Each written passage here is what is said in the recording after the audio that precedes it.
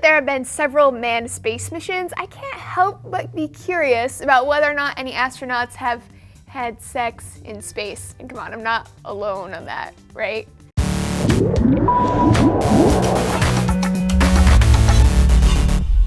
Hey everyone, I'm Laci Green, and this is DNews. The official word right now on whether or not anyone has had sex in space is no. You pervs, our astronauts are professional people. Which, okay, I get it, but it's kind of a bummer, right? Because I just feel like it would be so cool to hear about. I'm guessing it's just a matter of time before NASA addresses space sex though, especially as mission demands become longer and more intense. For instance, asking people to refrain from sexual activity for over a year is kind of a tall order for some. Astronauts might be professionals, but that doesn't mean that they're not human. There are lots of questions though about how sex could even happen given the whole no gravity thing. The most obvious challenge is that the slightest push or pull will send their partner flying across the craft. Makes things a little tricky. There are some solutions though, like strapping yourself down. It seems that in order to pull this off, the straps would have to be intentionally placed for the purpose of sexy times, because when else do astronauts need to be laying on top of each other? There's also the issue of blood flow. Without proper gravity, blood flows through the body differently, and speculation is that it would be much harder to achieve an erection. In fact, it could actually be impossible for some folks. NASA might already have information on this, what with all their observation and analysis of the human body in space, but they haven't said a peep about it.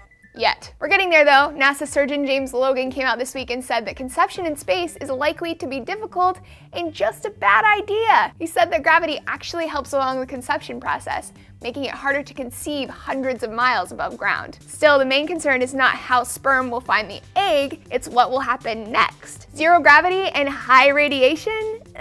Not ideal conditions for a fertilized egg. High radiation causes mutations in your DNA, which is actually a broader issue that NASA has yet to solve for astronauts in long-term flight. Also interesting to me are the social aspects of having sex in flight. The astronauts are doing really exciting work, which tends to get people in the mood. They're also in close contact with each other around the clock, another thing that kind of brings people together. And yet, they have no privacy. There's also the potential for jealousy with team members pairing off and the consequences of a relationship or an interaction turning sour. What's painful in the regular world could be devastating when you're isolated and confined. Again, they may be professionals, but that doesn't mean that they're not human. Maybe this is why NASA prohibited married couples from going on the same mission together. While I do think sex in space is attractive, just from the sheer scientific cool factor, it does seem like one of those things that would be better in my 200-mile-high fantasies than in real life. The physical and social realities of sex in space are kind of complicated and maybe not all that glamorous. Let me know what you guys think of sex in space, namely if you think it's a good idea and if you would be down to try it. And I'll see you guys soon with more DNews.